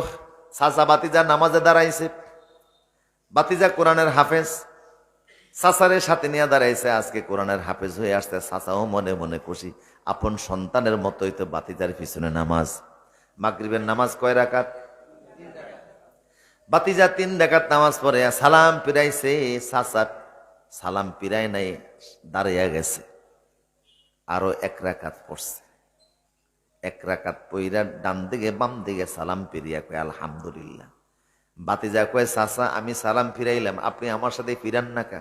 চাচা বলল, বাতিজারে ফিরাইতাম তো, নামাজ যে মাগরিবের 3 রাকাত আমি জানি, কিন্তু যৌবনকালে অনেক নামাজ ছাইরা দিছি, পরে পড়ার সুযোগ হয় নাই, কাজে কামে জীবন পার করছি। আজকে বুড়াকালে যখন নামাজ ধরছি, ভাবলাম কম পইরা লাভকে একটু বেশি করে পড়ি, তো তোমার সাথে পড়ছে 3 রাকাত, আর 1 রাকাত বাড়িয়া দিছি। খুশি নি আল্লাহ? সমস্যা কি? নামাজ পড়ছে ঠিক, এইটা নবীর মাফের নামাজ না, তাই এই নামাজ কবুল হবে না। খ্রিস্টানরা রোজা রাখে বছরে 40টা, কথা কন না কা? তাদের রোজা রাখার সিস্টেম হলো, খ্রিস্টানরা যখন রোজা রাখে কারোর সাথে কথাও কয় না, যদি কথা বলে রোজা শেষ। আমাদের রোজার সিস্টেম হলো, আমরা রোজা রাখি, কথাবার্তা সব, শুধু 2 জিনিস থেকে বিরত থাকা। একটা হলো লিভ টুগেদার থেকে বিরত থাকা, আর একটা হলো সুবহে সাদেক থেকে সন্ধ্যা পর্যন্ত খানা এবং পানাহার থেকে। কিন্তু খ্রিস্টানদের রোজা হলো কথাও বলা যাবে না, কথা বলছে তাইলে রোজা শেষ। তাইলে তাদের পদ্ধতিতে যদি কেউ রোজা রাখে রোজা হবে নি, এটা নবীর মাপ মতো না। ইহুদিরা বছরে রোজা রাখে 6টা, কয়টা? একসাথে না, আলাদা রাখে। ইহুদিদের রোজা হলো 25 ঘন্টার রোজা। 25 ঘন্টার রোজা তারা রাখে, এর মধ্যে খানা নাই, পানাহার নাই। এই 25 ঘন্টার রোজার মধ্যে যদি টয়লেটে যাওয়ার সময় ভুল কইরা জোতা পায়ে দেয়, রোজা শেষ। ভুলে গেছে যে কই যাইতেছে। তো নিয়মিত অভ্যাস, মানুষ জুতা স্যান্ডেল ফাই দিয়ে টয়লেটে যায় না। এই যখন জুতা ফাই দিছে, রোজা কি হয়ে গেছে? ব্রেক হয়ে গেছে। আমার প্রিয় সতী, আমাদের রোজা কে এই সিস্টেম? তাইলে বোঝা গেল আমরা নামাজ পড়বো, রোজা রাখবো ওই পদ্ধতিতে, যেই পদ্ধতিতে নবী আমাদেরকে শিখায়া। এখন শুধু নামাজ রোজাই নবীর মাপ মতো করবো, ব্যবসা বাণিজ্যকে নবীর মাপ মতো করা লাগবে না। দেশ চালানো, রাজনীতিকে নবীর মাপ মতো করা লাগবে না। কথা একটা মনে পড়ছে, বলবো নি? রাগ করেন না কথাগুলি, আমি আমার নিজেরে বলতেছি। নসিহতটা আমি আগে আমারে করতেছি। আর এখান থেকে যদি আপনি মনে করেন ফাজাক্কির ফাইন্না যিকরা তানফুল মুমিনিন, আপনার কোনো উপকার আছে তাইলে নিয়েন। মেয়ে বিয়ে দিছে লক্ষ্মীপুর, কোন জায়গায়? হায়দারগঞ্জে। আজকে জামাই আসতেছে। রায়পুর আসার পরে দেখে মাশাল্লাহ, আজকে ওই নর্দমা থেকে মিতালি বাজারের রাস্তাটা একটু ভাঙ্গা, এই বয়তে এদিক দিয়ে ঢুকছি। এনো ঢুইকো দেখি যে দোয়া ইউনুস পড়া লাগে, এই জন্য দেরি করে আসছে একটু। আল্লাহ সারা দেশের রাস্তাগুলি ঠিক করে দেখ। রায়পুর যখন নর্দমা দিয়া ঢুকবে, দেখে ট্রাক একটা এদিক ওদিক হয়ে পুরা রয়েছে। গাছ নিতেছিল, লোডওয়ালা ট্রাক পুরা গেছে। এখন তো আর বরের গাড়ি আসতে, ওই ট্রাক সরাইয়া বরের গাড়ি আসবে বেলা 2টায়, আসছে 4টায়। 2 ঘন্টা দেরি হয়েছে। মেয়ের বাবা ভিতরে গিয়া কয়, মারে নতুন জামাই আসছে, বরপক্ষ মেহমান নিয়ে 400-500 মেহমান, এদের জন্য সকাল থেকে গতকাল রাত থেকে রান্না বান্না কইরা গরম কইরা খাবারগুলি রাখছি। এখনই হয়ে গেছে 4টা, খাবার একটু ঠান্ডা হয়ে গেছে। বিয়ে পড়াইতে যায় যদি আরো 1-1.5 ঘন্টা দেরি করি, তাহলে খাবার তো আরো ঠান্ডা হবে। বিয়ের পরে তোরে আজীবন জামাই খোটা দেবে যে তোমার বাপের বাড়ি গিয়া ঠান্ডা খাবার খাইছিলাম। এই জন্য আমি চাই বিয়েটা পরে হোক, খানাটা আগে হোক। এরকম অনেক সময় খাবার আগে দেয়, বিয়ে পরে হয়, আক্তা পরে হয়, এরকম ঘটনা আছে না নাই? আগে খানা হবে, বিয়ে পরে। বরপক্ষ আত্মীয় স্বজন নিয়ে সব ঢুকছে, দেখে মাশাল্লাহ অনেক গেট আছে ডেকোরেশন করা। যাত্রীদের জন্য, বর যাত্রীদের জন্য বসার সবার জন্য সুন্দর আসন আছে, চেয়ার আছে। কিন্তু জামাইয়ের চেয়ারটা সবার মতন একটু আলাদা। জামাইয়ের আসনটা আজকে একটু আলাদা। কথা কন না কাপ? কনে পক্ষের 1000-500 মানুষও যদি থাকে, বড় পক্ষের যতই থাকুক, আজকে সেরা মেহমানকে। কথা কন না? আজকে সেরা মেহমান জামাই। এই জন্য জামাইয়ের আসনটাও সেরা। জামাই যেখানে বসাইবে একটা স্টেজ বানাইছে, দেখেন না, করেন এরকম? চতুর্দিকে ফুল দিছে, সুন্দর একটা বসার জায়গা বানাইছে। ওইখানে দামি সোফা সেট দিছে, ওই জায়গায় নিয়ে জামাই রে বসাইছে। আজকে রাজা মনে হয়ে যেন জামাই। সেরা মানুষ, সেরা আয়োজন। সবার জন্য যা রান্না করছে, জামাইয়ের জন্য এক্সট্রা রান্না। সবার প্লেট একরকম, জামাইয়ের প্লেট। জামার জন্য ডিশ আনছে, ডিশের মধ্যে আস্তা মুরগি আছে, খাসিও। এরে যারা এখনো বিয়ে করে নাই, জিব্বাই যে কি করতে আছে। আচ্ছা, যাই হোক, আল্লাহ তাওফিক দান করুক। আমার বৃহস্পতি ডিশে করে খাবার আনছে, সব রেডি করছে, জামাই রে দিবে। ডিশের মধ্যে খাবার লইয়া জামাই হাতও ধুইছে, খাবার খা। এই পর্যায়ে স্ত্রী পিছন থেকে শাশুড়ি বলতেছে জামাই শ্বশুরকে, এদিকে একটু ভিতরে আসেন, কি হয়েছে? আজকে জামার জন্য স্পেশাল আমি পায়েস রান্না করছি, এটা একটু নিয়ে যান।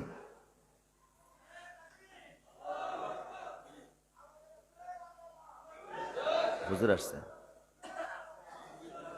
মাশাআল্লাহ। নারে তাকবীর, নারে তাকবীর। আওলাদ রাসূল, আওলাদ রাসূল, আওলাদ রাসূল, আওলাদ রাসূল। লিল্লাহি তাকবীর। হযরত মাওলানা সৈয়দ মোহাম্মদ জাহেদ ইজউদ্দিন তাহের জাবিরি আল মাদানী জিন্দাবাদ। আল্লাহ হুজুরের নেক হায়াত দারাজ করুন, বলুন আমিন। যা বলছিলাম, শাশুড়ি ডাক দিছে, ভিতরে আসেন। পায়েস ধরাই দিছে, আজকে স্পেশাল রান্না। কার জন্য? শ্বশুর পায়েসের পাত্র নিয়ে বাহিরে আইসা দেখে জামাই জামাইয়ের আসনও নাই। কিরে একটু আগে বসে গেলাম, এই আসনে তো কে থাকার কথা? জামাইয়ের আসনে জামাই নেই, জামাই গেল কোথায়? উনি খুঁজতেছে পেরেশান হয়ে গেছে। আপনারা দেখবেন বিয়ে বাড়িতে একদিক দিয়া খাবার আনে, 2-3 হাজার মানুষ একসাথে তো আর বসে খাওয়ানো যায় না। 200-300 টেবিল চেয়ার, কথা কন না, এক সেটিং খায়, এরা খায়া হাত দিয়ে বিদায় হলে আরেক সেটিং বসায়।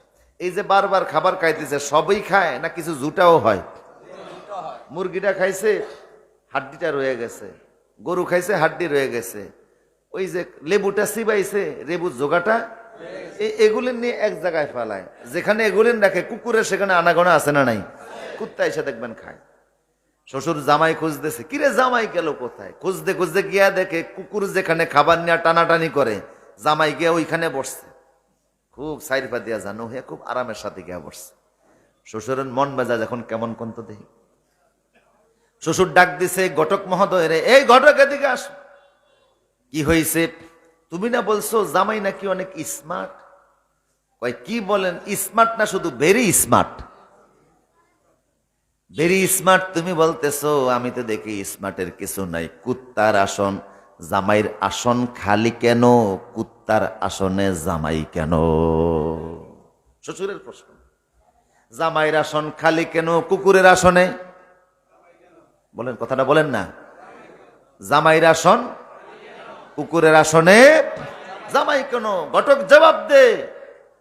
ঘটক দেহে জামাই তো অনেক স্মার্ট, হাতে সিকুফাইভ করি, গায়ের ভিতরে শেরওয়ানিও আছে, অনেক দামি শেরওয়ানি, শুটকুট ভালোই পড়ছে, জুতাও অনেক দামি, চুলগুলিও সুন্দর ফৌজ দেওয়া।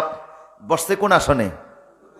কুকুরের আসনে। এখন ঘটক কয়, বাইরে চিনতে ভুল করছি, জামাই দেখতে যদিও স্মার্ট কিন্তু এটার মাথায় গন্ডগোল আছে।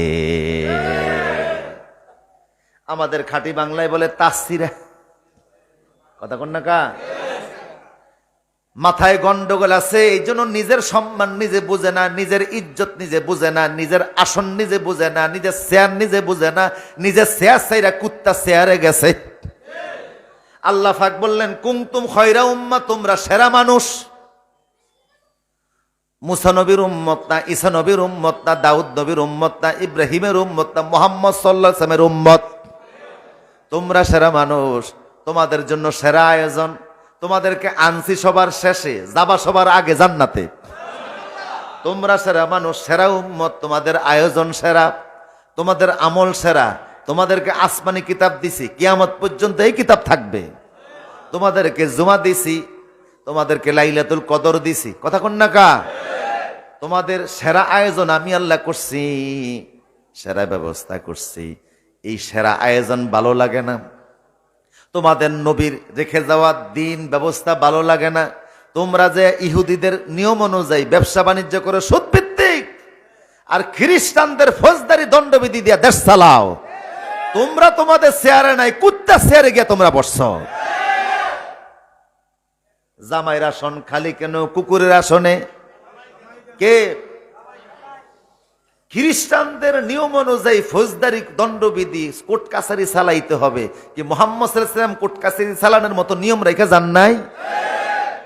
ইহুদিদের থেকে ধার করা ব্যবসা বাণিজ্য সুদ ভিত্তিক চালাইতে হবে, মুহাম্মদ সাল্লাল্লাহু আলাইহি ওয়াসাল্লাম ব্যবসা করার মতো নিয়ম নীতি রেখে যান নাই? তো তুমি তোমার আসনে নাই কেন? আমি কি বুঝাইতে পারতেছি কথাটা? তোমার চেয়ারে তুমি নাই কেন? তুমি তো সেরা মানুষ ছিলা, তোমার চেয়ারের মর্যাদা তুমি বুঝো না, তোমার চেয়ারের সম্মান তুমি বুঝো না, নিজের সম্মান নিজে হারাইছো। আমার প্রিয় সতী, আমাদের দেশ 1757 সাল পর্যন্ত মুসলমানরা চালাইছে, শরীয়তের আইন অনুযায়ী চোরের হাত কাটছে, জানাকাররে শাস্তি দিছে, দণ্ডবিধি কোরআন হাদিস দিয়া চালাইছে, কথা কন না কা? ব্যবসা বাণিজ্য ইসলাম দিয়া চালাইছে। 1757 সালে নবাব সিরাজউদ্দৌলাকে বিদায় করার মাধ্যমে বাংলার স্বাধীনতা কেড়ে নিছে। 200 বছর খ্রিস্টানরা দেশ চালাইছে। ওই 200 বছরে তারা ইসলামের একটা আইনও আর রাখে নাই। আগের যারা শাসক ছিল এরা চোর চুরি করলে হাত কাটতো, ব্রিটিশরা দেশ দখল করার পরে কয় এখন আর হাত কাটবো না, জেলে দিব। কথা বুঝেন কিনা? শুরু হলো জেল দেওয়া। যত অপরাধ কি দেয়? জেলে যাওয়ার পরে আসামি দেখা যায় এটা আগে ছিল তো শেষকাচোর, এখন হচ্ছে ডাকাইত। আর ডাকাইত হয়েছে আরো শীর্ষ সন্ত্রাসী। জেলের মধ্যে বৈশ কিন্তু মদ খায়, কথা কোন খায় কি না? তো ভালো হইলো কোত্থেকে? জেলে বৈশ ডাকাতি করে, জেলে বৈশ মানুষের খুন করে, এরকম আছে না নাই? জেল তো ভালো হয় না।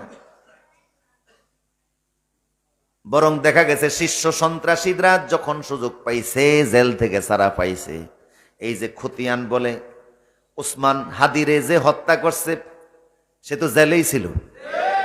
জামিন পেয়ে জেল থেকে বাইর হইয়া ভালো হয়েছে না আরো বড় সন্ত্রাসী হয়েছে? তাহলে জেলের মানুষ ভালো হয় কিভাবে? তো ব্রিটিশরা জেলের ব্যবস্থা করছে, আর ইসলাম বলছে না সুরের জেল নাই, ওর কি কাটো?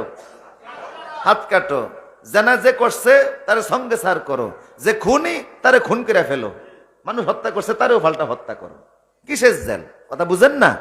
অপরাধ যেটা শাস্তি আল্লাহ রসুল নির্ধারণ করে দিছে। তো ব্রিটিশরা ব্রিটিশদের মতো আইন দেখা গেছে। আমাদের ব্রিটিশরা চলে গেছে 47-এ, সেই থেকে 1971 সাল 22 বছর, 22 বছর থেকে 71 থেকে এই 25 সাল হলো আরো 53 বছর। এই যে এতগুলি বছর ব্রিটিশরা চালাইছে না, মুসলমানরা চালাইতে আছে। এখনো ব্রিটিশদের আইন মানবা কা? তাইলে তুমি তোমার নবীর আসনে বসতে পারো নাই, তুমি বসছো গায়া ওই কুকুরের আসনে। ইহুদি খ্রিস্টানদের চেয়ারটা তোমার মজা লাগে, কথা কোন ঠিক কিনা? তাইলে স্লোগানটা কি? জামাইয়ের আসন, কুকুরের আসন, কুকুরের আসনে। এটা কথাটা আল্লাহ এইভাবে বলে, ওয়ালাকাদ জারআনা লিজাহান্নামা কাসীরাম মিনাল জিন্নি ওয়াল ইনস। অনেক মানুষ আছে যারা নিজের আসন চাইরা জাহান্নামের অধিকারী হয়ে গেছে, আল্লাহর দিন নামাইনা। কেন হয়েছে? লাহুম কুলুবুন লা ইয়াফকাহুনা বিহা। এদের বুঝার মতো, এদের চেয়ারটা, এদের জামের আসনটা বুঝার মতো জ্ঞান ছিল, জ্ঞান ব্যবহার করে নাই। কান ছিল, শুনে নাই। অন্তর ছিল, উপলব্ধি করে নাই। উলাইকা কাল আনআম। আল্লাহ কয় চতুষ্পদ জানোয়ার। এরপরে কয় বালহুম আদাল। কুকুরের ঝুটা ঝুটা তো কুকুর খাইবই, কুকুরের আসনে কুকুর থাকবই। কুকুর দেখছেন নি আপনারা? মাশাআল্লাহ, আমাদের এলাকার কুকুর দেখছি, জীবনও দাঁড় করে 2 মিনিট কথা বলতে পারি না।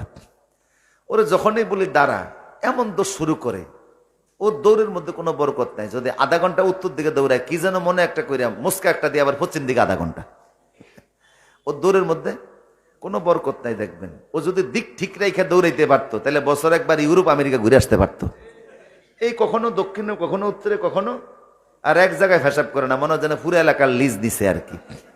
একটা কাণ্ডজ্ঞানহীন কিছু কর্মকাণ্ড ওর মধ্যে আছে। ওরে তো কেউ ফাঁকশাক করে জামাই আদের মতো খাইতে দেয় না, ও নিজে যেটা আছে জুটা টুটা সেটাই খায়। ওই আসলে যখন আশরাফুল মাখলুকাত গিয়া বসছে, তখন কুত্তার দাম কমে নাই, আশরাফুল মাখলুকাতের দাম কমছে। এই জন্য আল্লাহ বলছে বালহুম আদাল, তোমার ওজন কমছে। উলাইকা হুমুল গাফিলুন, তুমি তোমার নিজের ওজন নিজে বুঝো না কেন? তাহলে কথা দাঁড়াইলো এই যে ইমান আমলের মাধ্যমে জান্নাতে যেতে হবে, এছাড়া যাওয়া যাবে না। আর ইমান আমলকে কবুল করাইতে হলে 4টা শর্ত, 3টা বলছি। 1 দোয়া করা, কি করা? 2 গুনাহ ছেড়ে দেওয়া। 3 যত আমল করবো নবীর মাপমতো হওয়া। 4 নম্বর হচ্ছে আমল করার পরে অস্থির থাকা, পেরেশান থাকা, যেন আল্লাহ কবুল করে। এই জন্য হযরত ওমরকে দেখা গেছে হুযায়ফা ইয়ামানের কাছে গিয়ে বলে, হুযায়ফা মুনাফিকদের তালিকা না তোমার কাছে আছে, দেখো তো আমার নামটা আসেনি। যারে রসুল বলে যে আমার পরে নবী হলে ওমর হইতো, উনি গিয়া মুনাফিকের তালিকা নাম তালাশ করে। তার মানে নামাজ রোজা করার পরেও কি নিশ্চিত হয়ে গেছে না পেরেশানি আছে? আর আমাদের তো এক একজন মোটামুটি মনে করে 8-10টা জান্নাতের মালিক হয়ে গেছে। হ্যাঁ, খুব বড় জান্নাত। ওমরের মতো লোক গিয়া গুনাহগারের তালিকার মধ্যে নাম দেখে ওখানে আছে কিনা, আর আমরা মনে করি বেহেশতে হয়ে গেছে। না রে ভাই, এত সোজা নয়, পেরেশানি লাগবে। এই 4টা শর্ত যদি পালন করি, ইনশাল্লাহ আমাদের নেক আমল কবুল হয়ে যাবে, আল্লাহ আমাদেরকে জান্নাতি হিসাবে কবুল করবেন। একটু টেনশন ভিতরে ঢুকছে, টেনশন থাকা ভালো, ইমান আমল একটু টেনশন থাকা ভালো। এখন বলুন তো, আমার কথা জবাব দেন, যদি ইমান আমল কবুল করাইতে গিয়ে 4টা শর্ত পালন করা লাগে, যে নামাজ পড়ে না তার কি অবস্থা? বেনমাজির বাবা হইছেন কেন? বেনমাজি বেরোজগার বেফরদানিসীন কন্যার বাবা হয়েছেন, বড় কষ্টের বিষয়। ইমান আমল করার পরেও যদি এত কঠিন শর্ত সারায়াত হয়, যে করেই না তার অবস্থা কোথায়? আল্লাহ হেদায়েত দান করুন, বলুন আমি। ওই যে বলছি জান্নাতে একজন নারীর ওড়নার মূল্য সারা দুনিয়া চাইতে বেশি, এমন একটা জান্নাত আল্লাহ দিবে ভাই, পরীক্ষা নিরীক্ষা সারা দিবে না, মুখের কথায় দিবে না, চাইলেই দিবে না, অনেক রাস্তা পার হওয়া লাগবে। আল্লাহ সেইভাবে আমাদেরকে ঈমান আমল সংগ্রহ করার তৌফিক দান করুন, আমিন। সুবহানাকাল্লাহুম্মা ওয়া বিহামদিকা আস্তাগফিরুকা ওয়া আতুবু ইলাইক। আসসালামু আলাইকুম ওয়া রাহমাতুল্লাহি ওয়া বারাকাতুহু।